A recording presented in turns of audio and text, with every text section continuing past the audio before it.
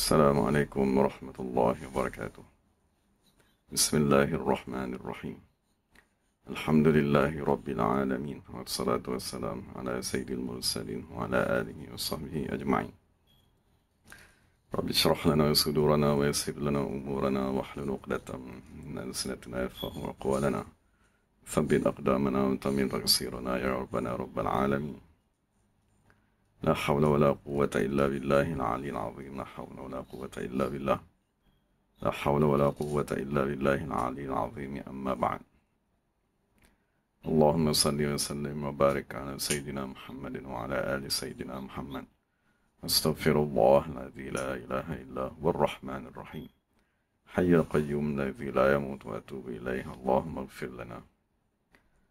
Alhamdulillah, kita bersyukur kepada Allah Subhanahu wa taala kerana sama-sama dapat berada dalam majlis tafsir surah Tabarak ataupun surah Al-Munjiyah ataupun surah Al-Mulk. Alhamdulillah, kita sampai pada ayat yang ke-7. Allah Subhanahu wa taala berfirman, "Idza ulqu fiha sami'u laha shahiqan wa hiya tafur." Apabila orang kafir dicampakkan ke dalam neraka, mereka akan mendengar bunyi yang amat menakutkan. Wahya dan neraka tersebut menggelegak. Jadi daripada ayat ke-7 sehinggalah ayat ke-11, Allah Subhanahu wa taala menceritakan tentang keadaan orang kafir, dan kedua menceritakan tentang sifat neraka itu sendiri, dan yang ketiga menceritakan tentang malaikat yang menjaga neraka tersebut, dan yang keempat menceritakan tentang orang yang pernah datang di dunia memberi amaran kepada ahli neraka yang berada di dalam neraka. Jadi di kesempatan ini insyaAllah kita bincangkan tentang keadaan orang kafir itu terlebih dahulu. Jadi daripada ayat ke-7 ni Allah Ta'ala menyatakan Iza ulqu, maknanya orang kafir, mereka dicampak. Maknanya salah satu seksaan yang Allah Ta'ala kenakan kepada orang yang kafir, dan kita dah bincang kafir, dia merujuk kepada hijab.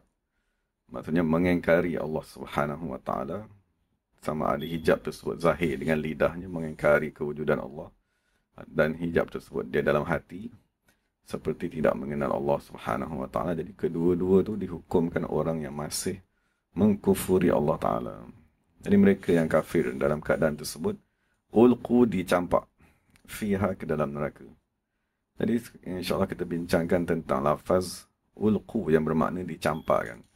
Jadi kita akan rujuk kepada beberapa hadis daripada Nabi SAW menceritakan bagaimanakah Rasulullah SAW menggambarkan kepada kita bagaimanakah keadaan seseorang dicampakkan ke dalam neraka Allah Ta'ala. Jadi pertama sekali dinyatakan dalam tafsir sebagaimana seseorang mencampakkan kayu api ke dalam api yang sedang menyala-nyala. Jadi itu keadaan bagaimana seseorang tadi dicampakkan. Maksudnya dia bukan berjalan turun pelan-pelan. Maksudnya malaikat yang mencampakkan mereka ke dalam neraka tersebut. Daripada Imam Muslim, daripada Sayyidina Ibnu Mas'ud radhiyallahu anhu. Jadi Ibnu Mas'ud berkata, kami bersama-sama dengan Rasulullah SAW. Tiba-tiba kami mendengar wajbatan. Kami mendengar satu bunyi hentaman yang amat kuat di bawah tanah. Maka Nabi SAW bertanya kepada sahabat, "Atadarruna ma hadza?" Adakah kamu mengetahui apakah bunyi yang amat kuat, bunyi dentuman yang amat kuat di dalam bumi tadi? Maka sahabat-sahabat berkata, "Allah wa rasuluhu alam." Allah dan Rasul sajalah yang lebih mengetahui. Maka Nabi SAW berkata, "Hadza hajarun rumiya bihi finnar منذ 70 kharifan fahuwa yahwi finnaril an hatta intaha ila qa'riha." Maka Nabi berkata, inilah satu batu yang dicampakkan ke dalam neraka semenjak 70 tahun yang lalu. Jadi dia menjunam di dalam neraka tersebut. Sekarang baru disampai kepada dasar neraka tadi.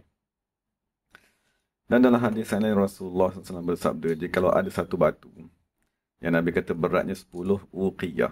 Jadi 10 uqiyah ni hari ni dia sama dengan 2 kilogram. Jadi sekiranya ada satu batu yang beratnya 2 kilogram, quzifa biha min syafiri jahannam, dicampak daripada tebing neraka jahannam, ma balaghat qa'raha 50 kharifan, dia tak akan sampai kepada dasar dari melainkan setelah berlalunya 50 tahun. Summa tantahi ila ghayyin wa athamin. Kemudian di dasar dari itu dia akan sampai kepada satu keadaan dia panggil ghayyin wa atham. Jadi qultu, maka perawi tadi Abu Umamah Al-Bahili radhiyallahu anhu, dia bertanya Rasulullah, apakah ghay dan apakah atham tadi?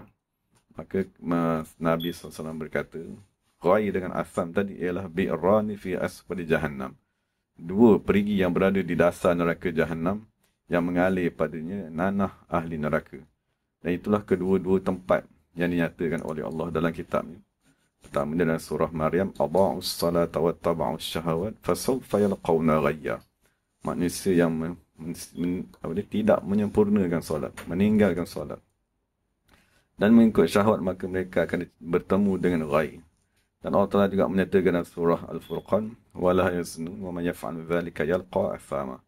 Mereka tidak berzina dan siapa yang melakukan perkara tersebut dia akan bertemu dengan atham. Jadi diisyaratkan bahawa dicampakkan dalam satu tempoh masa yang amat panjang di dalam neraka. Cuma daripada dua hadis tadi, Nabi SAW dia menggambarkan kepada kita apakah yang jatuh ke dalam neraka tadi. Daripada hadis pertama, Nabi kata ada satu batu sekiranya dicampakkan ke dalam neraka. Dan dalam hadis kedua, Nabi kata batu tersebut lebih kurang 2 kilogram. Jadi nak difahami daripada sini, yang akan dicampakkan ke dalam neraka ialah manusia yang memiliki hati seperti batu. Jadi Allah Subhanahu Wa Taala menyatakan dalam surah Al-Baqarah ayat 74, "Tsumma qasat qulubukum min ba'di dzalika." Kemudian hati mereka menjadi amat keras. Min ba'di dzalika, setelah peristiwa yang dinyatakan, "Fahiya kal hijarati aw ashaddu qaswa." Maka hati manusia dia boleh menjadi seperti batu. Kenapa bila dia masukkan dengan hati, dia bukan masukkan jantung sekarang ni, sebab jantung sekarang ni kita ni lembut. Dia masukkan hati yang sepatutnya digunakan untuk mengingati Allah Subhanahu Wa Taala. Hati yang sepatutnya takut kepada Allah. Hati yang dipanggil hati daripada alam ghaib tadi tu, hati tersebut bertukar menjadi seperti batu. Ataupun Quran kata asyaddu qaswatan, dia lebih keras lagi daripada batu tersebut. Jadi disebabkan hati manusia yang keras seperti batu, maka Nabi menggambarkan sesiapa yang memiliki hati yang keras seperti batu, maka orang tersebut akan dicampakkan ke dalam neraka. Dan untuk dia tadi sampai ke dasar neraka, dia akan mengambil masa hampir 70 tahun.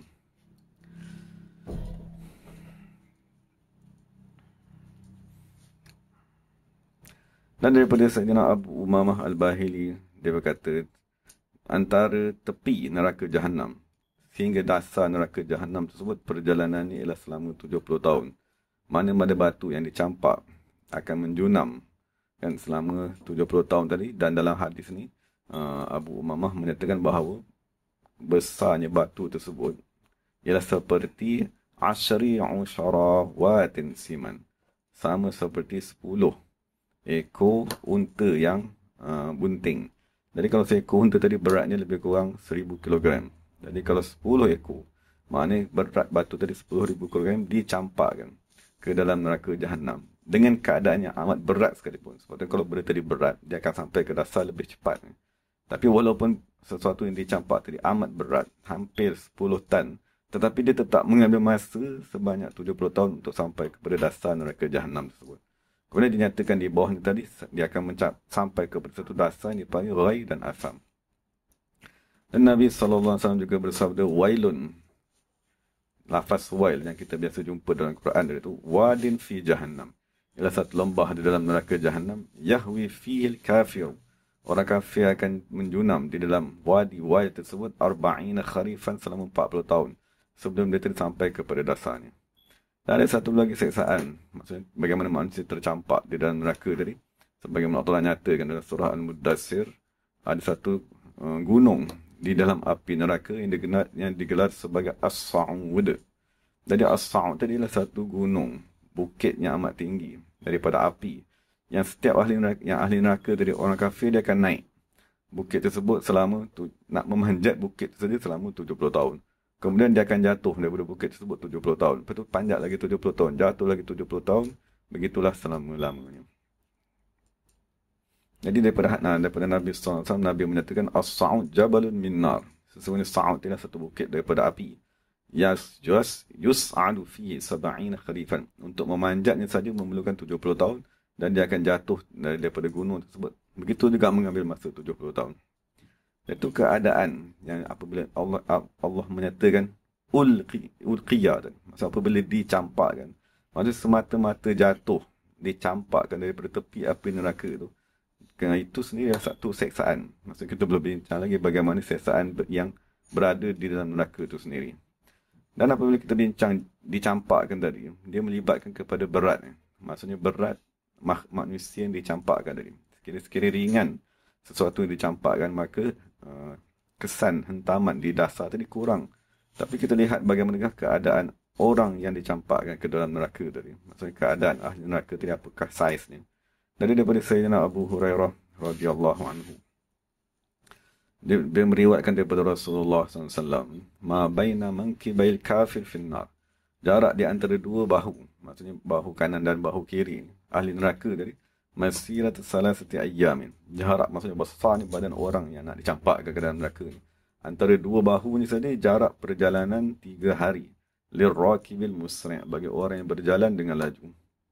Maksud kalau satu hari orang boleh berjalan 30 km. Jadi jarak badannya saja, lebar bahunya saja 90 km. Dan dinyatakan oleh Rasulullah SAW daripada Sayyidina Abu Hurairah. Dirsul kafir au nabul kafir mithlu Uhud. Maksudnya gigi geraham. Satu gigi geraham orang kafir. Ataupun satu gigi taring. Orang kafir tersebut mithlu Uhud, sama seperti bukit Uhud. Dan ketebalan kulitnya ialah perjalanan 3 hari 3 malam. Dan Rasulullah SAW bersabda sesungguhnya ketebalan kulit orang kafir tadi adalah sebanyak 42 hasta. Dan gigi gerahamnya seperti Uhud. Dan tempat duduknya min jahannam, daripada neraka jahannam tadi, jaraknya dia akan memenuhi dalam neraka jahannam tadi ma baina Makkah wal Madinah, jarak di antara Mekah dan Madinah. Dan Mekah Madinah ni lebih kurang 400 ke 500 km. Maksud itulah betapa besarnya badan manusia tadi yang dicampakkan dalam neraka jahannam. Dari Imam Nawawi dalam syarah terhadap hadis tersebut, kan, Imam Nawawi berkata, "Hadza kulluhu likaunihi ablagha fi ilamihi." Maksudnya Allah Subhanahu wa taala membesarkan jasad orang kafir tersebut dan mencampaknya daripada tempat yang amat tinggi. Tujuannya ialah supaya ablagha fi ilamihi, menambahkan lagi kepedihan siksaan tersebut. Dan perkara tersebut berada di bawah kekuasaan Allah Subhanahu wa taala. Kerana Nabi SAW menceritakan tentang perkara tadi. Maksud kita lihat jasad kita sekarang ni kecil. Kan? Tetapi apabila waliyazbillah seseorang dicampakkan ke dalam neraka, Allah akan membesarkan jasad tersebut. Supaya dia lebih terseksa di dalam neraka tadi. Dan itu satu sudut yang boleh kita bincangkan daripada ayat yang ke-7 tadi. Iaitu lafaz iza ulqu fiha. Apabila manusia tadi dicampakkan ke dalam api neraka. Dan daripada sudut kedua yang boleh kita bincang tentang orang yang berada di dalam neraka ni. Daripada ayat ke-8, Allah Subhanahu wa taala menyatakan, "Kullama ulqiya fiha faujun." Setiap kali dicampak ke satu kumpulan, sa'alahum khazanatuha. Penjaga neraka akan bertanya kepada kumpulan tersebut, "Alam ya'tikum nazir?" Tidakkah pernah datang kepada kamu manusia memberikan amaran? Jadi ini satu sudut yang penting yang dinyatakan dalam surah Tabarak ni ialah kalimat faujun. Kalimat fauj ni biasanya kalau kita gunakan hal ni pada kumpulan orang pergi haji kan, fauj. Maksudnya rombongan, satu rombongan haji ataupun rombongan umrah tu disahkan sebagai fauj. Dalam Quran dinyatakan bahawa ahli neraka tadi pun dia berkumpulan.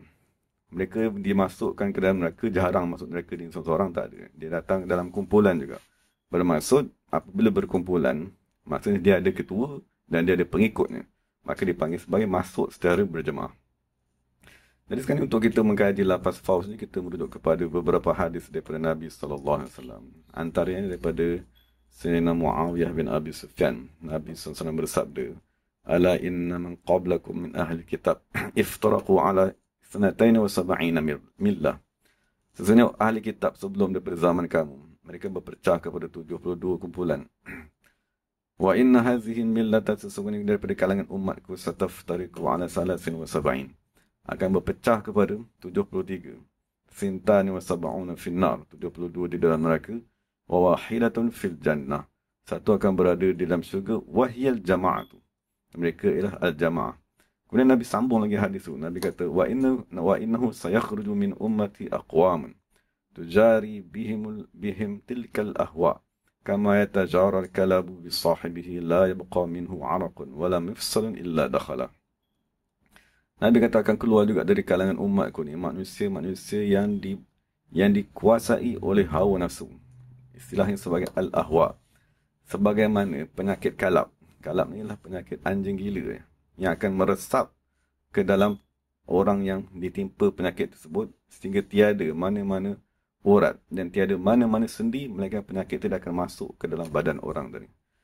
Jadi daripada hadis yang khusus menceritakan tentang kumpulan-kumpulan manusia ni, Nabi membahagikan kepada dua kumpulan ni. Maksudnya, kumpulan yang berpecah atas nama agama dan kumpulan yang berpecah atas nama al-ahwa, semata-mata pemikiran hawa nafsu. Jadi dari kalangan umat Nabi Muhammad ni, kumpulan yang berpecah atas nama agama, dia akan berpecah kepada 73. Satu di dalam syurga dan yang lain ni dalam neraka. Kemudian dia ada banyak lagi kumpulan ahli berhala, penyembah matahari, penyembah bulan, yang diistilahkan sebagai ahli ahwa. Itu akan berpecah kepada beratus-ratus ribu yang hanya Allah saja yang tahulah. Tapi yang Nabi kata pecahan yang berpecah atas nama agama, ini 73. Yang berpecah kepada ideologi, pemikiran, idea masing-masing, tinggal agama, tinggal menafikan Tuhan, menafikan, itu semua akan berpecah kepada bilangan yang tidak terhad. Jadi dalam kitab Al-Milal wa Nihal, dia nyatakan bahawa yang berpecah atas nama agama ni, di zaman Majusi dia akan berpecah kepada 70. Kan? Yahudi berpecah pada 71, Nasrani pecah pada 72. Adapun dia kata ahli ahwa, maksudnya golongan yang bukan berpecah atas nama agama. Mereka seperti ahli falsafah, atau dahulu dia panggil sebagai ad-dahriyah, as-sa'ibah, penyembah matahari, penyembah bulan bintang, penyembah planet, penyembah berhala dan pelbagai lagi agama di luar daripada agama Islam. Jadi sekarang apabila kita bincangkan tentang perpecahan kumpulan tadi, maka apabila Nabi memberitahu berpecah kepada 73, maka dalam kitab Al-Milal wa Nihal, dia kata hanya ada satu sajalah yang benar. Kerana apabila ada beberapa pendapat yang berlawan, maka hanya satu saja yang boleh dihukumkan benar. Dan yang benar itu Allah Ta'ala nyatakan dalam Quran, wa mimman khalaqna ummatun yahduna bil haqqi wa bihi ya'dilun. Maksud Allah Ta'ala menyatakan dari kalangan umat-umat yang dah aku ciptakan, dari kalangan manusia yang dah aku ciptakan, ada satu kumpulan yahduna bil haqq, memberi hidayat kepada manusia dengan hak, dengan kebenaran. Dan dalam hadis yang lain, Nabi SAW berkata, umatku akan berpecah kepada 73. Satu saja kumpulan yang akan selamat dan bakinya akan binasa. Dan ditanya apakah kumpulan yang selamat tersebut, maka Nabi SAW berkata, Ahlus Sunnati wal Jama'ati. Mereka diistilahkan sebagai Ahlus Sunnah wal Jama'ah. Maka ditanya lagi apakah Ahlus Sunnah wal Jama'ah, maka Nabi SAW berkata, Ma ana alaihi al-yawma wa ashabi. Ahlus Sunnah wal Jama'ah ni ialah kumpulan yang mengikut keadaanku pada hari ini dan mengikut akidah sahabat-sahabatku pada hari ini. Dan dalam hadis yang lain, Rasulullah SAW bersabda, La tazalu ta'ifatun min ummati zahirin ala al-haq ila yaumil qiyamah. Akan wujud sentiasa satu kumpulan dari kalangan umatku yang akan menzahirkan kebenaran al-haq, maksudnya hakikat, sehinggalah pada hari kiamat. Dan akhir sekali dalam kitab Al-Milal wa Nihal dinyatakan Nabi SAW bersabda, La tajtami'u ummati ala dalalatin. Sesungguhnya umatku, umat Nabi Muhammad SAW ni, dia tidak boleh majoritinya berada di dalam kesesatan. Jadi daripada secara zahirnya, Nabi dah bagi tahu satu kumpulan yang selamat tadi ialah Ahli Sunnah wal Jamaah. Jadi Imam penulis kitab Al-Milal wa Nihal tadi, dia membahagikan kumpulan-kumpulan yang dari kalangan agama tadi, maksudnya ahli agama dari kalangan umat Nabi Muhammad ni berpecah kepada 73, dan daripada 73 tu dibahagikan kepada 4 kumpulan yang besar. Dan daripada 4 kumpulan yang besar tu kita bincangkan satu kumpulan sajalah. Satu kumpulan yang dipanggil sebagai As-Sifatiyah. As-Sifatiyah ni maksudnya kumpulan dari kalangan umat Nabi Muhammad SAW yang mengakui bahawa Allah Subhanahu Wa Taala mempunyai sifat yang azali. Sebagai contohnya apabila kita belajar sifat 20, kan kita akan kata Allah Taala mempunyai sifat kudrat. Allah Subhanahu Wa Taala mempunyai sifat iradat. Kan Allah Taala mempunyai sifat sama', basar dan kalam. Jadi mana-mana manusia dari kalangan umat Nabi Muhammad sallallahu alaihi wasallam yang mengakui bahawa Allah Subhanahu wa taala mempunyai sifat yang azali, maka kumpulan tersebut diistilahkan sebagai as-sifatiyah. Jadi kita akan bincangkan kumpulan ni saja kan dalam masa yang singkat ni, mepandukan kepada kitab Al-Milal wa Nihad ni. Jadi imam penulis kitab tadi dia memberitahu bahawa ketahuilah kumpulan ulama salaf. Masalah ni apabila kita sebut salaf maksudnya 300 tahun yang awal, sahabat, tabi'in dan tabi'in. Salaf mereka tadi menyandarkan sifat-sifat azali kepada Allah Subhanahu wa taala seperti sifat ilmu, kudrat, iradat, mendengar, melihat dan seumpamanya. Dan begitu juga mereka menyandarkan kepada Allah sifatun khabariyah. Okay, jadi sekarang kita ada dua sifat. Pertama dia panggil sifatun azaliyah, sifat azali seperti ilmu, kudrat dan seumpamanya. Dan ada sifatun khabariyah, sifat-sifat yang berbentuk perkhabaran. Seperti Allah Ta'ala menyatakan dalam Quran, dua tangan, wajah dan seumpamanya. Dan dalam kitab ni dinyatakan wala yu'awwiluna zalika. Maksudnya salaf yang mereka tidak mentakwilkan kecuali mereka berkata sifat-sifat ini datang daripada syarak, maka kita menamakannya sifat khabariyah. Jadi secara umumnya salaf ataupun yang dipanggil as-sifatiyah ni, golongan yang menyandarkan sifat kepada Allah Ta'ala, mereka mempunyai dua sifat yang disandarkan kepada Allah. Pertama, sifat azaliyah yang dipanggil sebagai sifat ma'ani dalam sifat 20 tadi. Dan kedua adalah sifat khabariyah seperti tangan, wajah dan seumpamanya. Jadi dinyatakan dalam kitab ni, disebabkan Mu'tazilah, golongan Mu'tazilah yanfuna sifat. Mereka mengingkari sifat tadi. Dia kata Allah Ta'ala tiada sifat kudrat. Daripada sudut sifat azali mereka menafikan. Dan daripada sudut salaf tadi mereka menyandarkan sifat kepada Allah Subhanahu wa taala. Maka salaf dipanggil sifatiyatun dan Mu'tazilah dipanggil sebagai mu'attilah. Mu'attilah maksudnya golongan yang menafikan sifat-sifat azaliyah daripada Allah Subhanahu wa taala. Itu secara umumlah makna as-sifatiyah dari golongan yang mengakui wujudnya sifat azali kepada bagi Allah Subhanahu wa taala. Kemudian dinyatakan bahawa sebahagian daripada salaf mereka yang melampaui batas dalam menyandarkan sifat tersebut sehingga mereka tadi sampai kepada menyamakan Allah Subhanahu wa taala dengan sifat-sifat makhluk yang baharu. Itu pendapat yang sebahagian daripada keadaan orang yang menyandarkan sifat. Dan setengah daripada mereka ialah mereka yang mengkhususkan, memfokuskan kepada sifat-sifat perbuatan. Sebagaimana yang datang dalam hadis, di mana Allah Ta'ala menyatakan Ar-Rahman 'alal 'arsy istawa. Allah Subhanahu wa taala bersemayam di atas arasy. Dari sebahagian daripada salaf mereka yang mentakwilkan mengikut lafaz yang mengikut makna yang boleh ditanggung oleh lafaz, dan sebahagian daripada mereka berkata kami meyakini dengan kefahaman akal bahawa Allah Subhanahu wa taala tidak menyamai segala sesuatu dan tidak menyerupai mana-mana makhluk dan tidak satu pun yang menyerupainya, maka kami meyakini perkara tersebut dan kami tidak mengetahui apakah makna yang Allah Ta'ala kendaki daripada ayat. Itu sebahagian daripada salaf, mereka fokus kepada ayat-ayat yang merujuk kepada perbuatan Allah. Sebahagian daripada mereka mentakwil dan sebahagian daripada mereka tidak mentakwilkan. Dan imam ni berkata dalam kitab Milal wa Nihal, dia kata summa inna jama'atan minal mutaakhirin. Jadi kita dah bincang tadi salaf. Salaf, jumhur daripada salaf ialah sifatiyah. Maksudnya golongan yang menyandarkan sifat kepada Allah. Kemudian dia kata ada satu kumpulan daripada golongan yang akhir. Golongan setelah daripada zaman salaf, zadu ala ma qalahu salaf.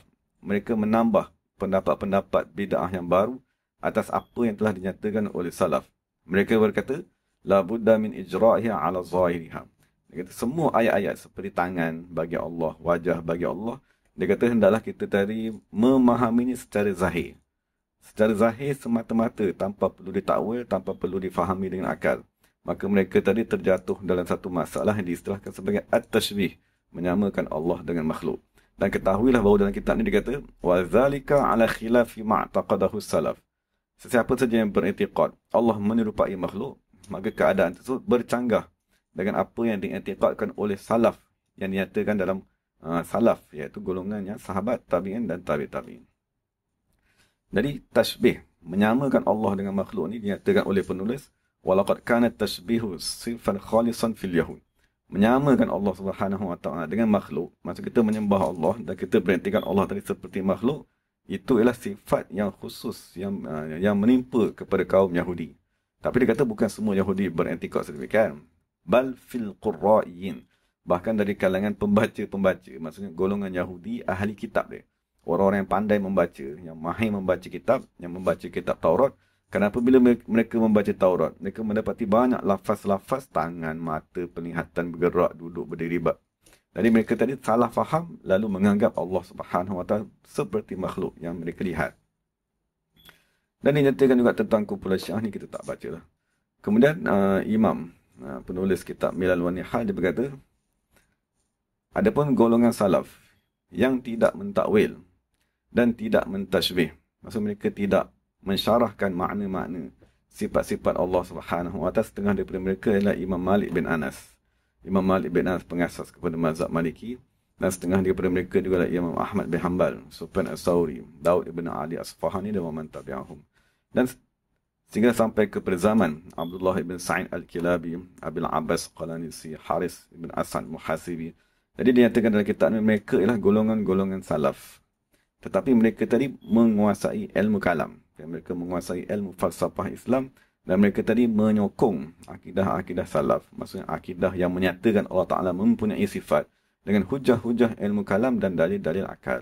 Jadi sebahagian daripada mereka menulis, sebahagian daripada mereka mengajarkan. Maksudnya nak mempertahankan akidah yang datang daripada Nabi Muhammad SAW, sehingga datang imam yang agung, iaitu Imam Abu Hasan Asy'ari radhiyallahu anhu. Kan maksudnya Imam Abu Hasan Asy'ari yang dikata secara sinilah dia berlaku perdebatan antara dia dengan gurunya pada permasalahan salah wal aslah, dan akhir sekali Imam Abu Hasan Asy'ari kembali kepada golongan salaf. Maksudnya golongan Imam Abu Hasan Asy'ari sebelum ni dia berakidah dengan akidah Mu'tazilah, kemudian dia kembali kepada akidah Imam Malik bin Anas, dia kembali kepada akidah Imam Ahmad bin Hanbal, lalu dia tadi menyokong dan dia tadi menguatkan pendapat-pendapat salaf dengan hujah-hujah ilmu kalam, dengan hujah-hujah mantik dan hujah-hujah akal. Maka dia kata fasara zalika mazhaban li ahli sunnati wal jamaah. Maka jadilah usaha Imam Abu Hasan Asy'ari tadi dipanggil sebagai satu mazhab, mazhab bagi ahli sunnah wal jamaah.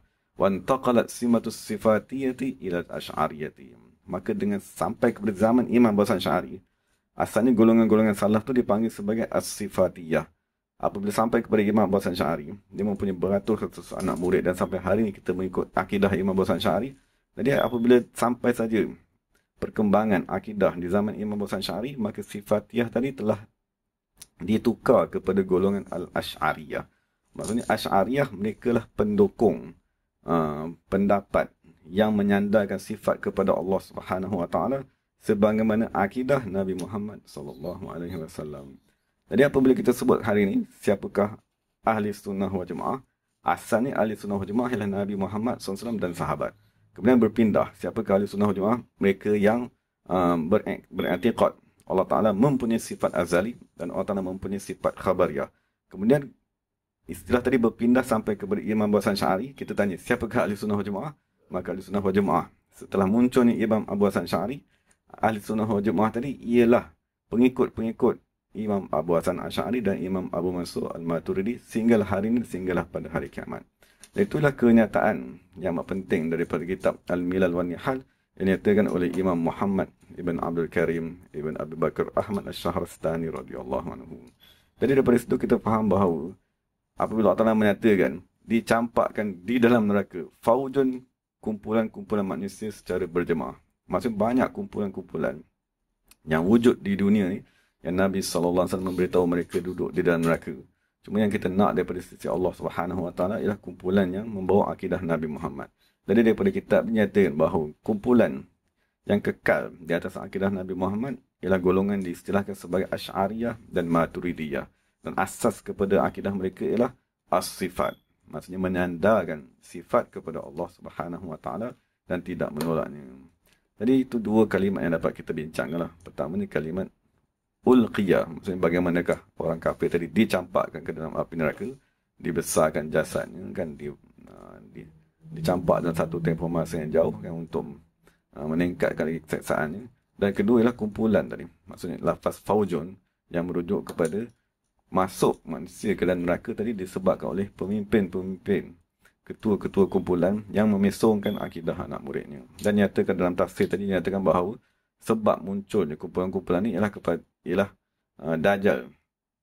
Dajjal ataupun yang muncul sebelum Dajjal yang terakhir. Dalam hadis Nabi nyatakan akan muncul 30 Dajjal sebelum munculnya Dajjal yang terakhir.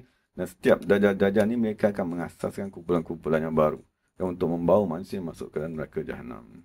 Jadi kita mohon perlindungan daripada Allah Ta'ala dan kita mohon hidayat dan keselamatan. Moga Allah Ta'ala memelihara kita semua dan mengekalkan kita di atas akidah Ahlussunnah wal Jamaah, yang akidah yang dibawa oleh Imam Abu Hasan Asy'ari dan Imam Abu Mansur Maturidi, wallahu ta'ala alam. Bismillahirrahmanirrahim. Alhamdulillahirabbil alamin wassalatu wassalamu ala sayyidil mursalin wa ala alihi washabbihi ajma'in.